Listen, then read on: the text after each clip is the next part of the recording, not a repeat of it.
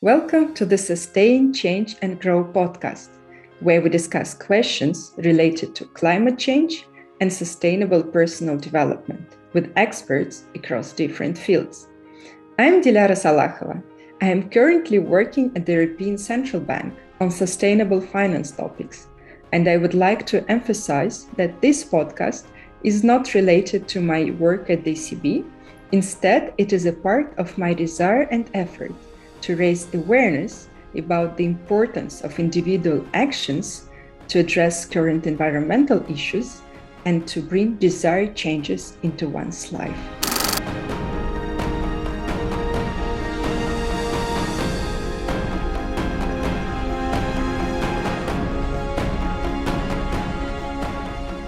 In today's episode, I have an amazing guest, Chantal Potgieter, the owner of the Themba Travel, a travel agency that promotes sustainable tourism and conservation of communities and wildlife in South Africa.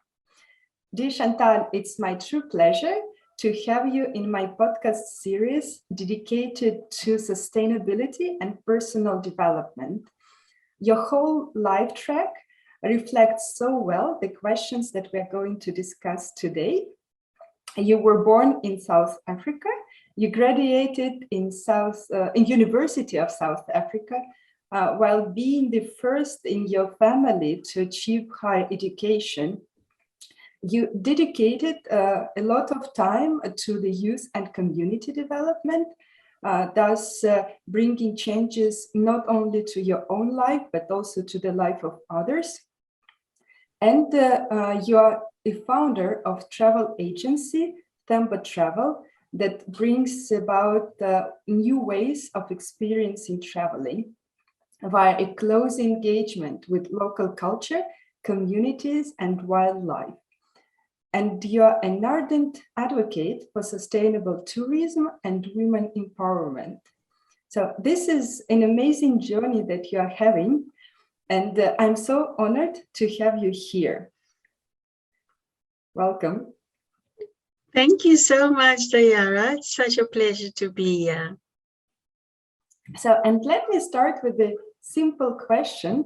So, when and how it all started? Why sustainability is important for you, and what does it mean for you? Yes, great question. I had to think about those questions you posed before the time, and I can really say, as I was growing up, sustainability was really part of our lives. Of course, we grew up in very humble beginnings and very poor. And I think my parents demonstrated that so well, where they made so much of what they had, the little that they have, and then also being able to share. There was always enough for us, and then there was enough for others as well down the street. So I think from really foundation stage as a child, I got into the concept of sustainability. And if we look at, what it really means, it is about, meeting your own needs, but then also the ability to, to have enough for future generations. And I, as I was growing up, experienced, being sustainable. Of course, now in my adult life and in my family life, my own family, it's important that we, use what we have.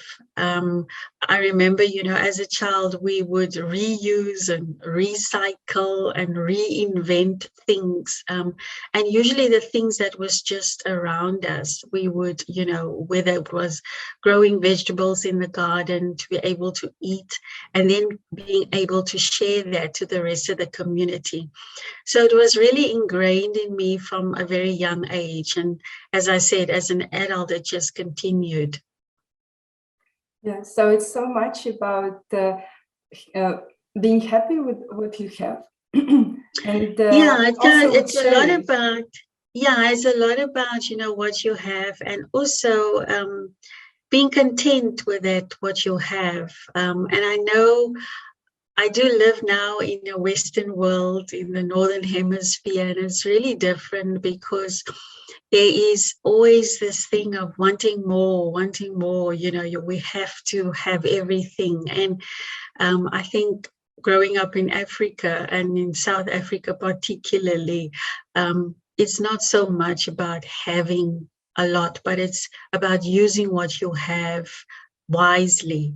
And that's why, sustainability is really part of my life. Yeah, and I think it fits nicely. So it's not really about having, it's about experiencing, right? And so this sustainable tourism, it's about the new experiences, right? So how things Yeah, and sustainable tourism is about the experiences. It is about not just the experience of the traveler, but it also takes part in the community, in the destination that you do go with, and it makes you concerned about the social, the economic situation of the country that you visit. So it's being aware of a different experience, so you can connect with actual social issues, or the things that really goes on in the nation that you visit. And of course, out of that, making a positive impact with you being there with your stay. So it's really about awareness, not just about you going on a great holiday, but also the awareness of the destination that you go to. Okay, so the difference with the classical tourism is that it's not indeed you satisfying all your needs, but learning about the place where you're going, right? So, and learning something that's right. new. Yeah, that's right. And I think, in the past, or even it's still the same, that tourism can really be done in isolation. It can be just you going to that destination, wanting to do this, trying this and that. And sometimes there's no connection with that community. There's no connection with the local life. And wherever we go to where people live. We go to where they have their daily lives, they work there. It only helps us to be considerate when we do go into other people's spaces. It's when I come and visit you at your house, I'm not just going to come and lie and take over and do whatever I do. I come to your home. I will have to be respectful. I cannot just walk right through your house into your bedroom and into your kitchen and open your fridge and help myself. There's a certain respect that we have to adhere to when we do visit people's homes, people's destinations.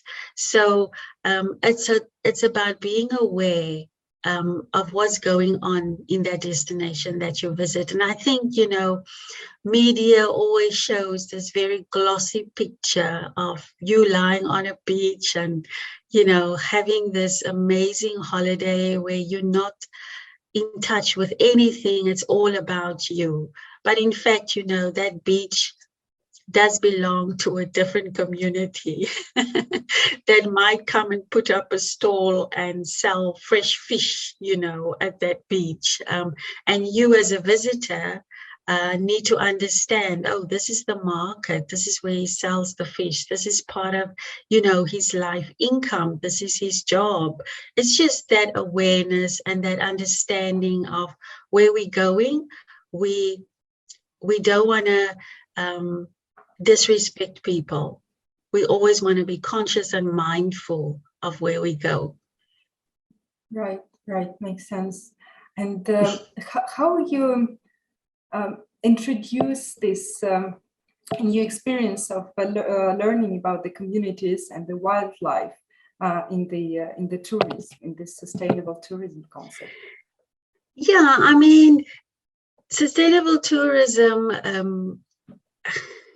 I must say in the last 2 years, we've been more focused on that. It's not a new concept. it has been going for many, many years. But I think it really has come to the surface in the last 2 years with the pandemic. People have realized that, just the impact they make. Do they make a positive impact? Do they make a negative impact wherever they go? And consumers are more and more concerned about wherever they go, and they do love travel. We do love travel. We don't want to stop traveling. But, let's be a bit more concerning when we go. And with Themba Travel, we have designed specific experiences where travelers can connect with the local communities, where they can have a bit of a local feel, where they feel they are part of the community. And they apart from, the cultural sites that they want to see, they also want some engagement with the people of the country. Bookings.com, in their travel report of 2021, the survey was done with more than 30,000 travelers, and a lot of them are aware of climate change. A lot of them are aware about environmental issues where they go. A lot of them want to see that the profits are being spread equally with the local community.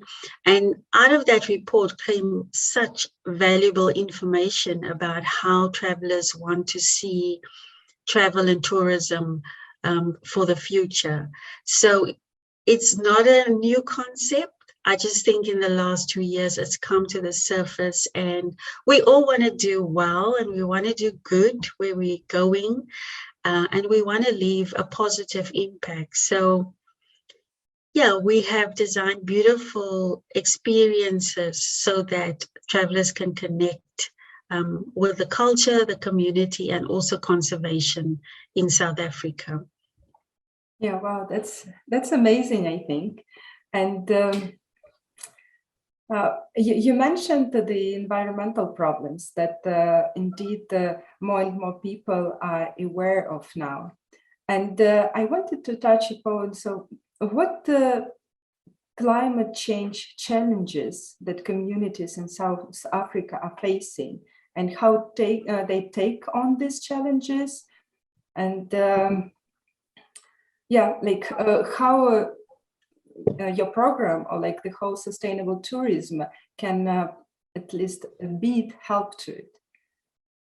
Yeah, I can draw your attention to one community that really has, over the last few years, have been so aware of their environment, and it's not the classic beautiful landscaped area. In fact, it's a community that was that had 2 waste dumps. They lived close to 2 waste dumps. Of course, you can imagine that this caused illness, because the environment was so bad. There was rubbish everywhere. And this community looked at it, and of course, with some help and some structure, looked at it and, said, we don't want to live like this. We don't want to live in squalor. The infrastructure in South Africa is not so good. There's not, recycling bins like I experienced here in the north. There's not, consistent of rubbish being picked up, especially in the smaller villages. You're so dependent on, whoever has a vehicle maybe sometimes can drive the waste away. And so where there's a shortage of infrastructure, these communities, and specifically this one near Mossel Bay, has looked at it and said, we can't live like this. And, started cleaning up, and of course, plastic bottles and all kinds of stuff in the environment. And then decided, we're going to use this and create not just experiences, but also products. So they have, over a course of more than 10 years, developed and curated an experience that not only tells a story about their culture, because they're very culture rich as well. They actually, they've started a garden on one of those waste dump heaps, and it's part of just a wonderful biodiversity ground in that area. And apart from that, they've done some crafts as well, where they've really taken that rubbish and, you know, design it into products that they can sell, which in turn obviously is an income to them, and it is a poor community. So over the last few years, that community has absolutely excelled, and it's not just for international travelers. So the domestic community can also take part of that and buy from each other, because you would know with the pandemic, we couldn't go anywhere. So communities really had to look at themselves and what can we do for each other?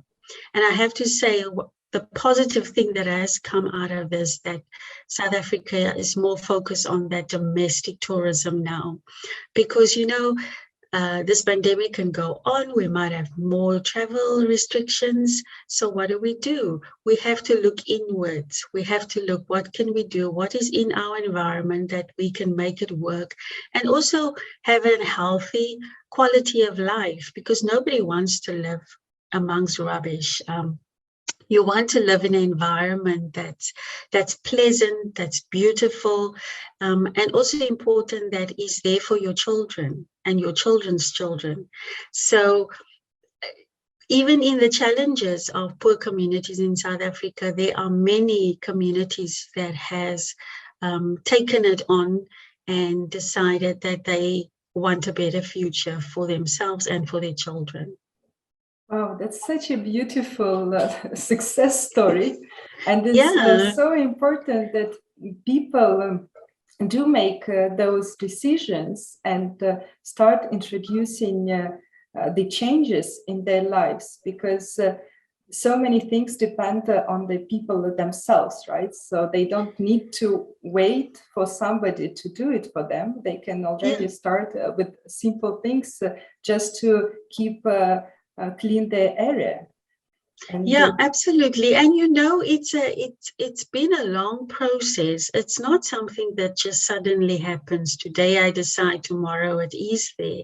And I think, you know, I mentioned maybe before that, you know, people in poorer communities many times have poor mentality, and they think that this is their situation. They think this is it. They can't get out of it.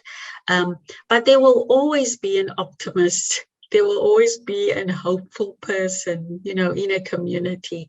And I think for us, coming alongside some of the non-profit organizations meant that we could also give light and encourage and motivate them and say, yes, you live on a rubbish dump, but let's look at it more closely. Let's see what we can create out of this rubbish dump. And that has truly happened. So it does sometimes take, and it's a process of people changing their mindsets of where they are at. Because, I mean, as human beings, we just love to be on a rubbish heap all the time, and, you know, be sorry for ourselves. But there's always people that see beyond that and see the potential. And so it is a process, and it was a process to even have young people. Unemployment is quite high. So even to have young people believe that good things can come out of the community has been a process. But once they get it, they run with it. And we are there obviously to support them. Right. But from your experience, what is this light bulb or something that really kind of triggers this this change, this mind shift, as you say? I think in poor communities, I know there was one lady, you know, she was busy, a crafter. She was making different crafts from the plastic bottles, from the rubbish collected from the dumps. And we had an opportunity to go to a market and sell these products. And when her products sold, that was the light bulb moment, because she then realized, oh, what I've been doing there's actually people that appreciate this kind of artwork, this kind of craft work. So I think, for a lot of people in poor communities, when they see that financial gain, when they see that someone is investing in me, it really does make a change to their minds. That's why, when people run programs, a lot of people run programs, but communities don't see the economic difference in it. It's sometimes just for show. And so that community will never believe that we are worth so much more. But I suppose when money is in there and, people can gain from it, and being able to have something in their hands and being able to buy, whether it's school shoes or food or whatever, they can see it makes a difference. So whatever new initiatives and experiences we design, we have to monetize it as well, because it's so important to change the minds of those people. That's why, I don't like to do things for free. I don't want them to do things for free, because it doesn't make a difference to their lives. And not that they should overcharge, but they should charge, the time that they have spent in creating products. Travelers should be able to buy that, and sometimes travelers love to barter. They're like, give me a good price. But, you don't always realize what goes into it. And, I'm not always very keen in bartering down people that already struggles to make it. Just like give them the full amount or even give more. But the money makes a difference. And then they can realize, oh, what I do is worthwhile. Yeah, so it's feeling first, like the feeling that somebody believes in them, and then this economic factor that plays a role, so that they can be really self-sustainable, so that with their own products they can make money and sustain their families and have a good life. And right? Yeah, and I think even now, during the pandemic, what has happened when tourists couldn't go to places, I read somewhere the other day that people started, like the olden days, started exchanging things. So I'm going to give you some of my vegetable garden, and I've experienced this. I visited a friend in the winelands, and I was visiting with him, and there was a knock on the door, and he said, "Oh no, it's my neighbor." And the neighbor didn't even come in. The neighbor's like, "I'm here for carrots." And my friend Eddie was like, "Okay, just go." And he literally just went around the corner because there was a vegetable garden, and he was taking the carrots out. He needed carrots, and off he went. And then on another occasion, Eddie needed something, and he says, "Let's just go over the road. Let's go to our neighbor there. I need, someone to do some sewing." And so people exchange without sometimes, exchanging money. So they're exchanging, their skills, they're exchanging their products without the money factor. But, in poorer communities, it is important that we have that economic factor because it changes their lives. Yeah, well, that's very interesting. Because essentially, in our modern societies, we give huge importance to money. But essentially, from the start, it was just a unit to measure all different products, right? So that if I need carrot from you, but you don't need my butter, you need potatoes from somebody else, so that we can all exchange, right? And And now money plays such an important role, and particularly we need to have them more and more, and essentially to accumulate them instead of really spending them and so that everybody lives a good life, right? So. Yeah, and it is about, trying to spread that wealth so that everyone has a quality of life. We don't want to see people struggling and suffering anymore because of our greed for money. We want to see people's lives change.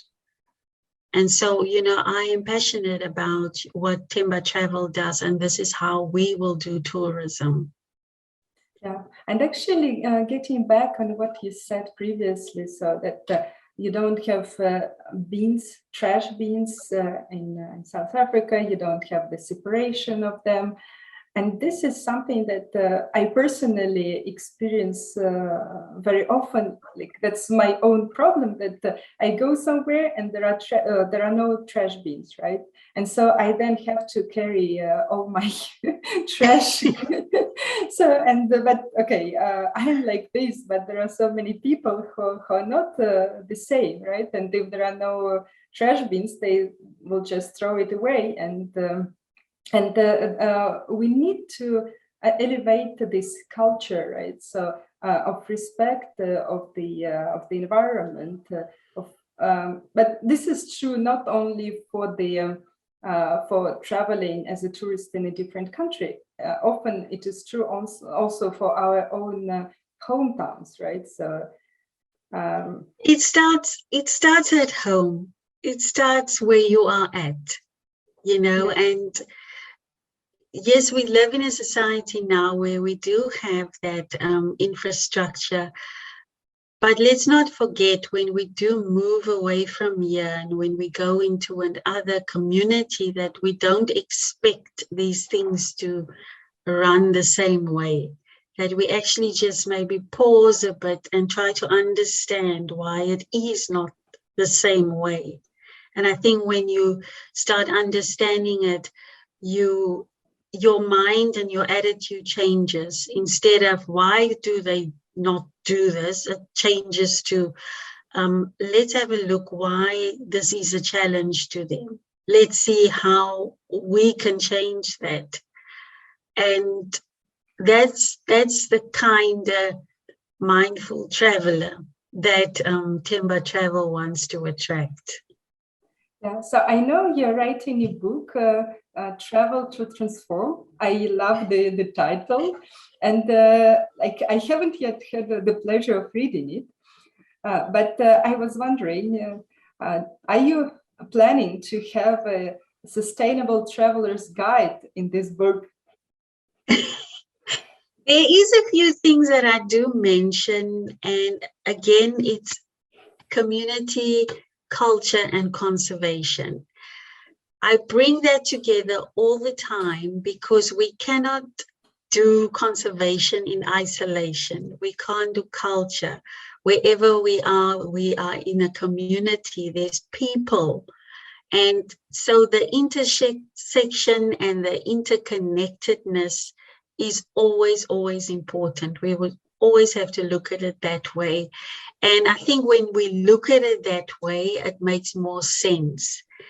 The idea of looking at wildlife conservation separately, like many travelers do when they visit South Africa, is not something I encourage, because around that wildlife reserve or inside that wildlife reserve is a community of people. And there's also in people, there's different cultures, and we need to bring that together to understand it fully.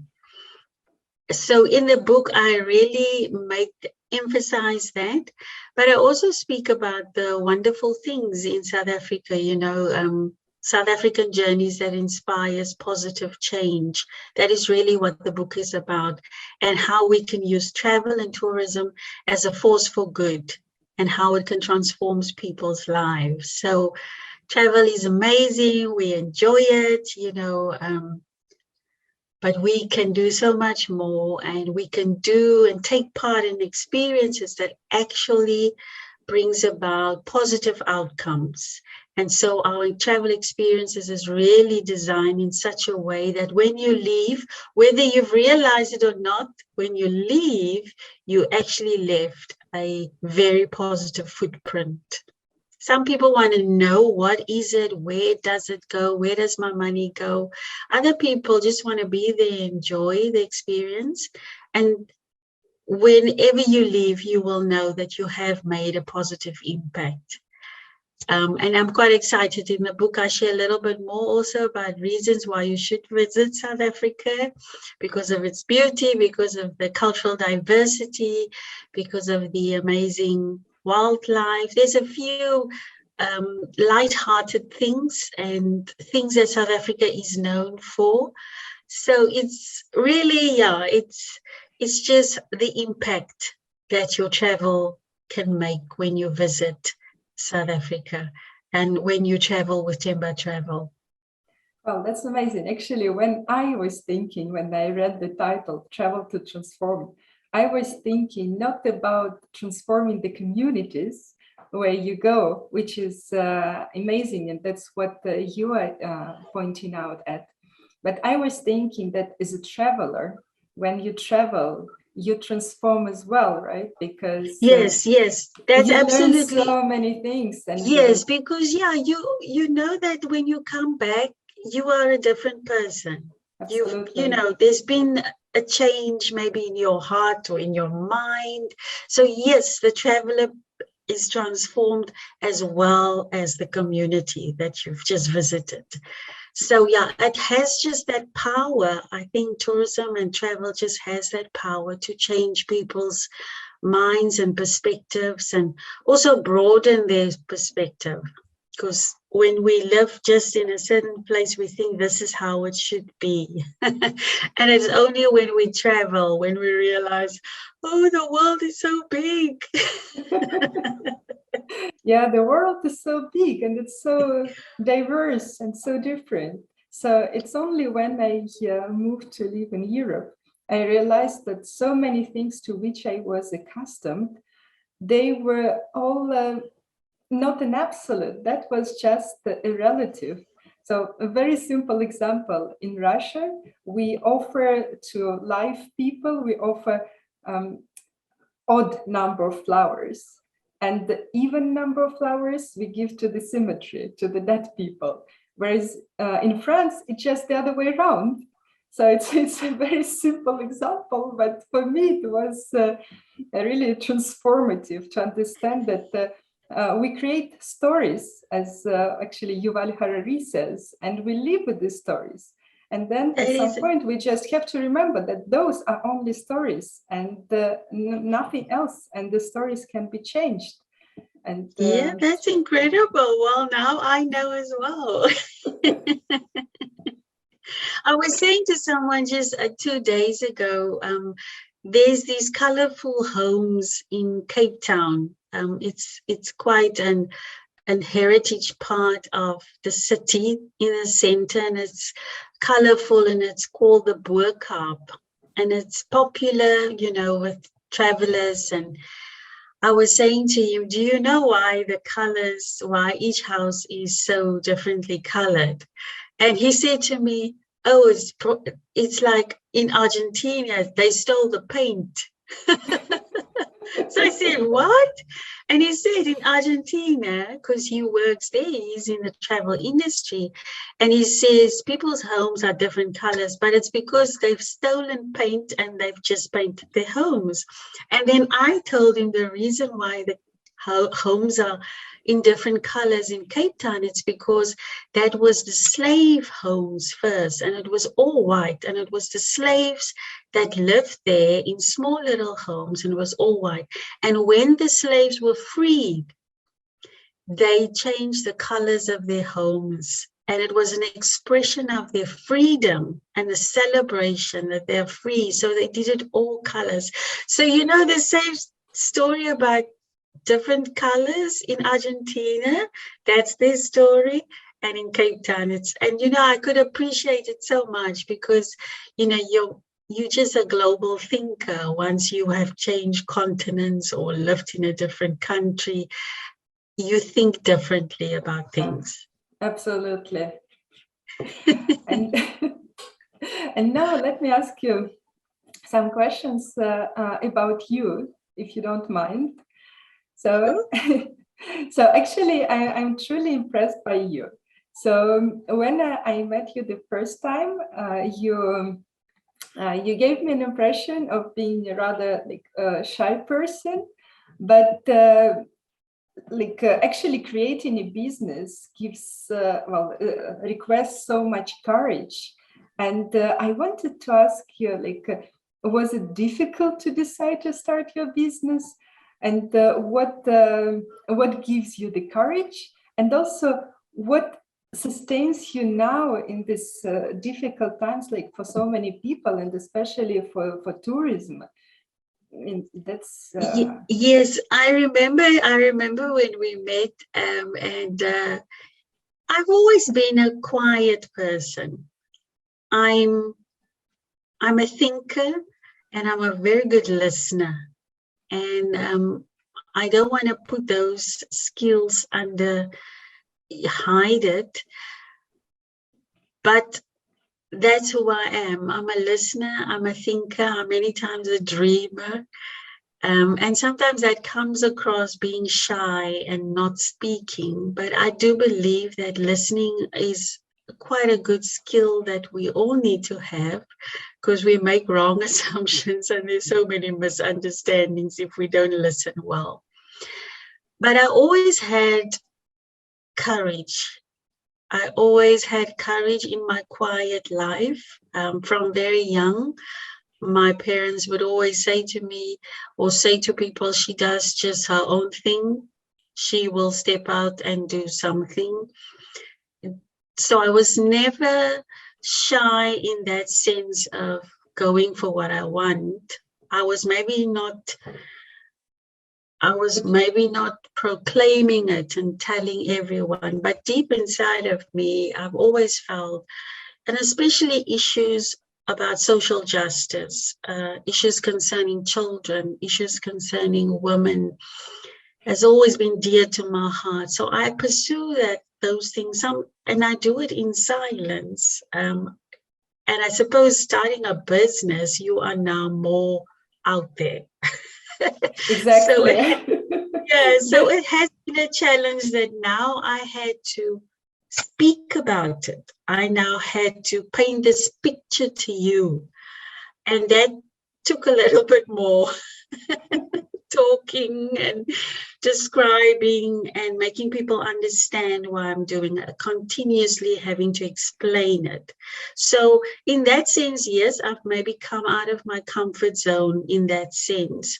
But having to be courageous, having to not be scared has always been part of my life. I grew up, obviously, in South Africa in a time when, not all people were valued, and there was a system that separated us. And out of that came a lot of courageous people, because they did not want to settle for the status quo. And now, during a pandemic where we could not travel, and this company that I'm building cannot move, just like you start and then it's, the 3 steps back. It's been a challenge. But I always look at things also with, the glass half full and being optimistic. And I always think that these last 2 years of not traveling has made me more sure and more confident to pursue what I originally planned. It gave more reason, more than anything now. What I intended to do, I should continue doing it. So it actually encouraged me to go ahead. And of course, I hope things will get better and things will start moving in the new year. But I think the last 2 years has really built so much more courage inside of me to pursue this. And what motivates me is really to change, to be part of changing people's lives. It motivates me, and it makes me happy to know that I will be part whether it's a small part in the puzzle, where people will enjoy a quality of life, where they feel that they are valued, where they are considered important and valuable. And that's what I want to see. I want to be able to guide travel experiences through youth and women entrepreneurs that's in the industry, the smaller operators. I want to be able to use them in our business and just give them a platform, to do what they do well, even if it hasn't been recognized by, media and what it feeds us all the time. And I mean, the tourism sector will sketch a beautiful picture of South Africa, and it is so, but it's only a part of it. And I really want to give people a lot more, a bigger picture, the full picture of what the nation is all about. And there's some amazing hidden gems in there that travelers just have not experienced yet.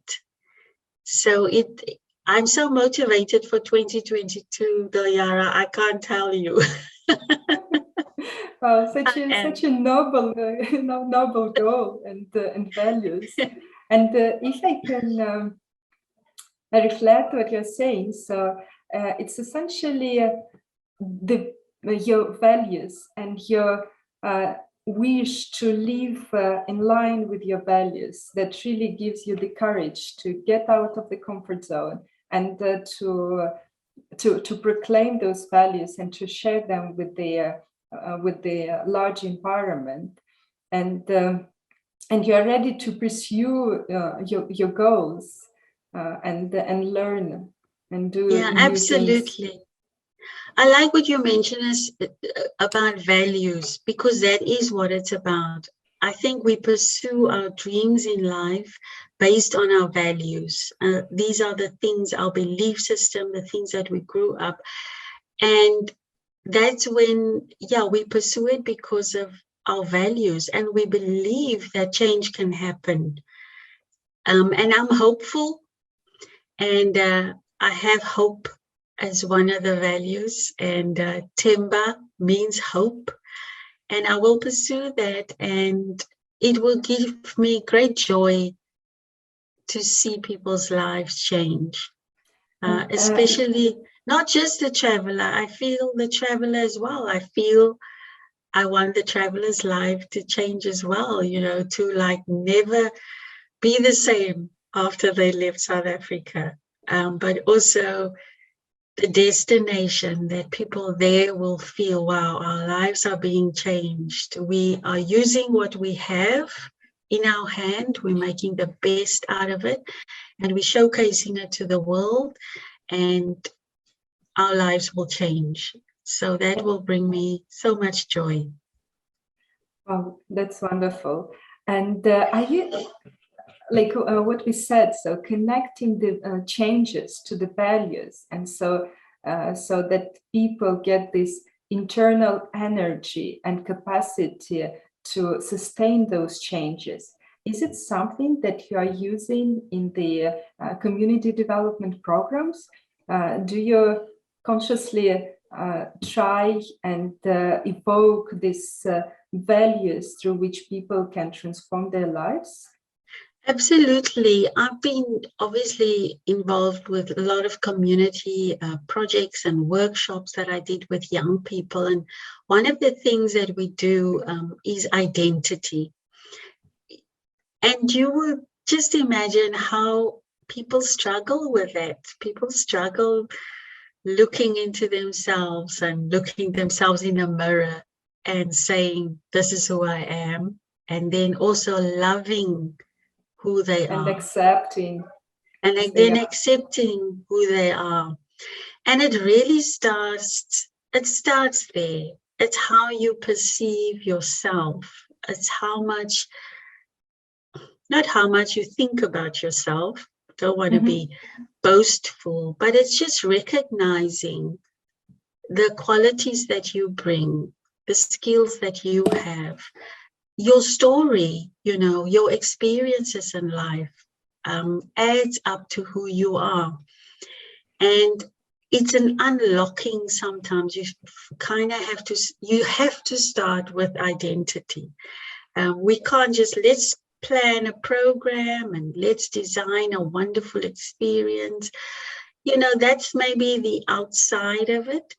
But externally, we need you to get to a point where you absolutely believe, yes, in the product. And you will believe in that product once you believe in yourself. And believing in yourself is truly about accepting who you are. And it's a journey, 16-year-old Chantal is very different to 40-plus-year-old now. We go through those things. In your 20s, you thought this, and maybe, and of course, the influences around us. It's so careful. We have to be so careful with who we surround ourselves with. People can either, have the damaging effect on who you are, or they can uplift you. And it's so important that we surround ourselves with people that believes in us, that uplifts us, that encourages us, challenges us as well. And I think when we do work with young people, the end result, yes, you want to be a tour operator, you want to work in the industry, but let's start with where you are at now. Let's start with who you are. And that takes a lot of work. And you need to affirm it constantly. Even, for me today, it's affirming, affirmation in the morning, who I am. I'm beautifully and wonderfully created, I'm whole, I'm perfect, I'm unique, I have something to bring to this world.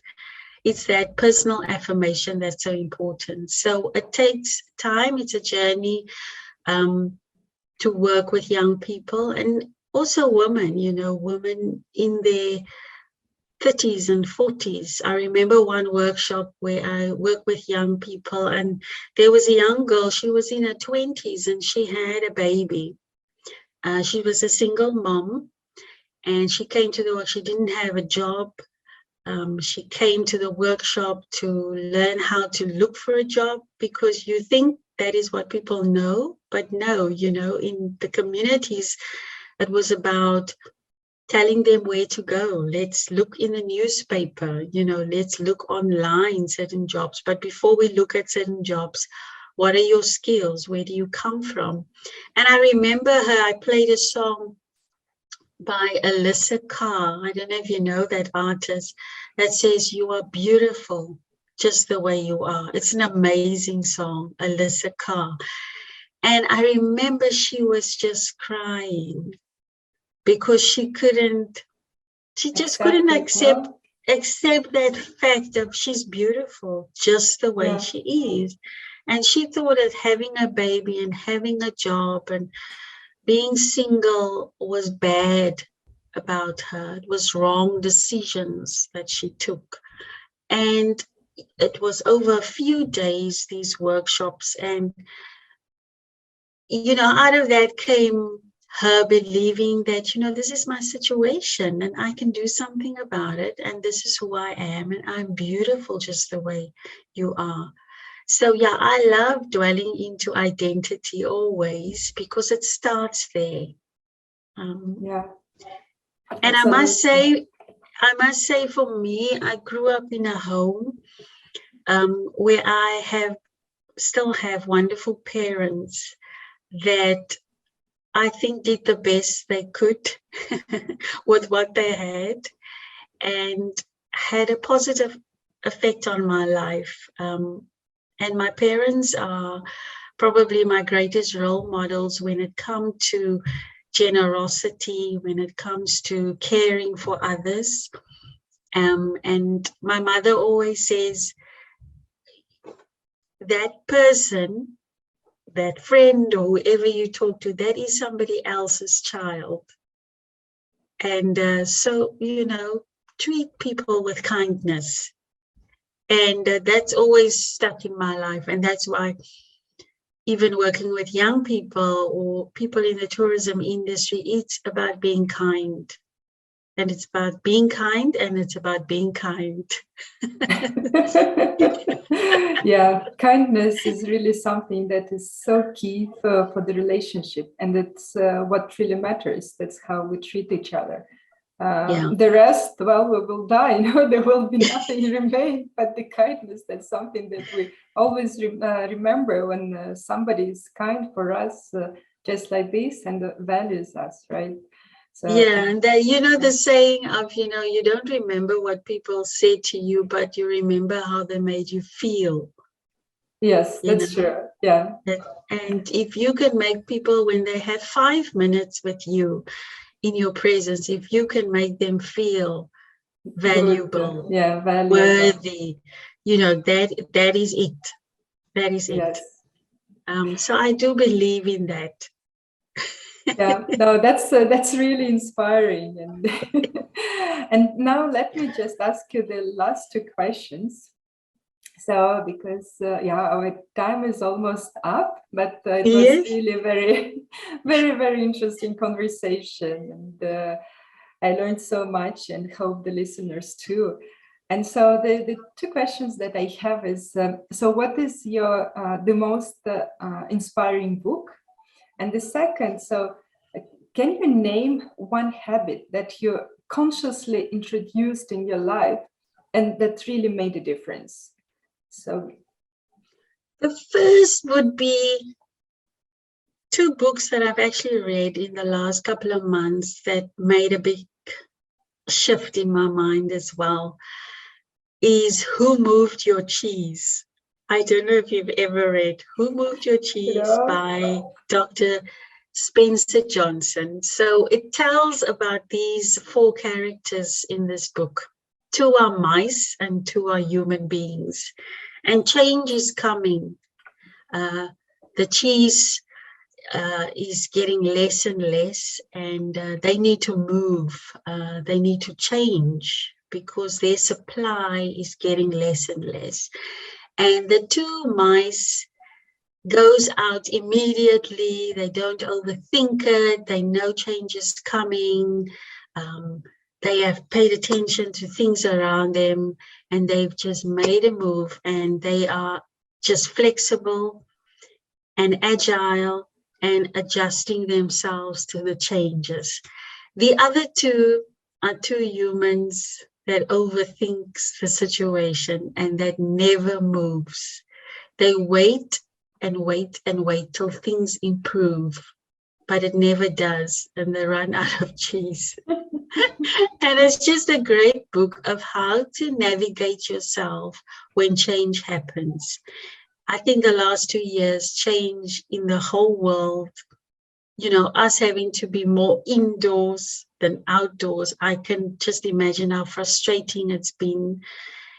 And just recently, we were going to go, we were going to be in South Africa today.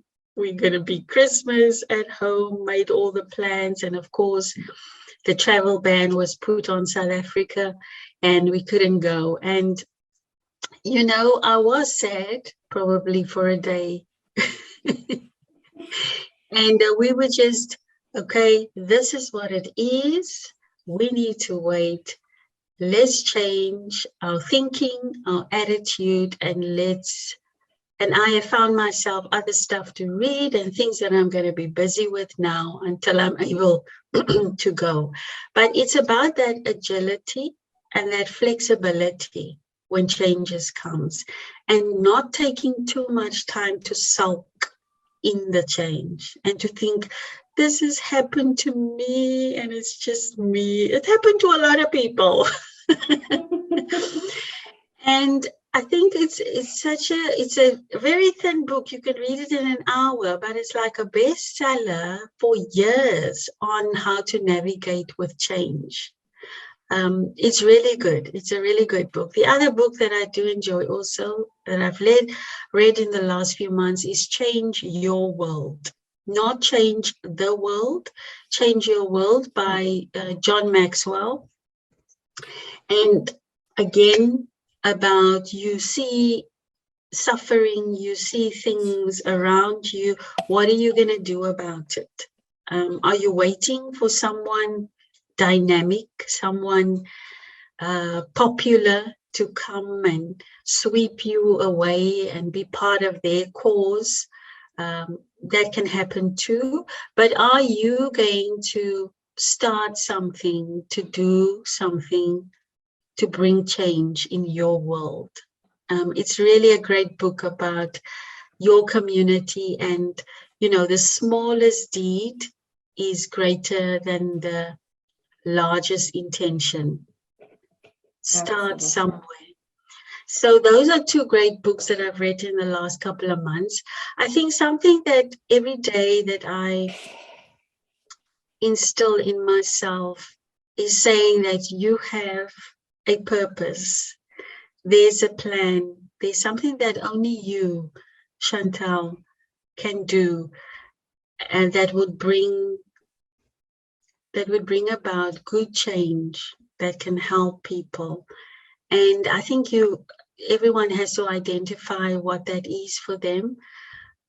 I know that, with Themba Travel, in this tourism industry, is not the most popular because it's a very different way of doing tourism. There's many other companies that does this, but the overall picture of travel and tourism is not really, let's not think too much about the people. Let's not even worry about the planet and the environment. We just want to go and have a good time. It's not popular. We deserved it. No, we worked so hard, so now we deserve to do what we want and how we want. I deserve it. I deserve it. Wherever I go, I want people just to serve me and to love me and just, want a bit of that. But we can do so much more. We can. And so differently, right? So and so differently. Things, but differently. Yeah, it's the same things. You're still going to a great destination. You're still going to lie on the beach. You're still going to do great shopping. You're still going to go to some museums or markets or do wine tasting. You're going to do all of that and eating lots of food. You're going to do all of that, but you know what? Let me show you how you can even do it better. Let me connect you with incredible people and incredible experiences that will even bring you closer. And at the end of the day, you are going to be part of the solution. You are part of, the puzzle, and you have done something wonderful and something great. And I think we all want that feeling. Absolutely, yeah. Doing good by doing good while on holiday, Yeah. So that is connecting possible. it to the identity of the traveler, right? To connect it to the good values of the traveler. So it can be done, and I know it's hard work to change mindsets of people, and how they can do things better and how it will benefit not just themselves but people around them and also the environment and our planet. It will, it takes us to change the consumer's mind about that, but I'm hands and feet and everything in it. And this is what I want to do. Yeah, that's really wonderful. And I think what like bringing this belief, to people, and also the travelers, right? So that they believe in who they are and remember about their own values. And this will also make a change for traveling and for their own lives. And you don't need to start, huge as we were used to think. Like you can start very, very simple. Just to bring that trash with you to the hotel and throw it in the bin, not on the road. And as simple as that. And but that can make a big difference. Yes, and we share some good travel tips, like you say, take your waste with you. Don't buy plastic bottles, have your own flask or your own container for your water, travel a little bit lighter,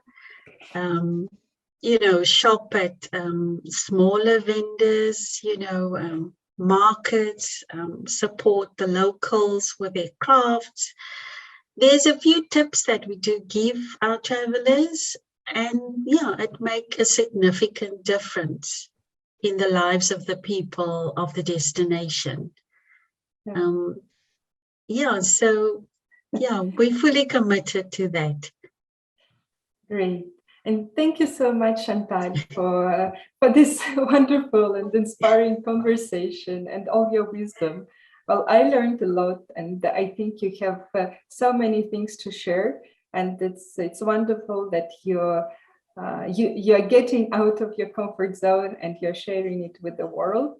And I wish all the best to the Themba Travel so that you thrive and the next year really gets better and prosperous for your travel agency. And thank you so much again. That was wonderful. Thank you, Toya. It's lovely talking to you.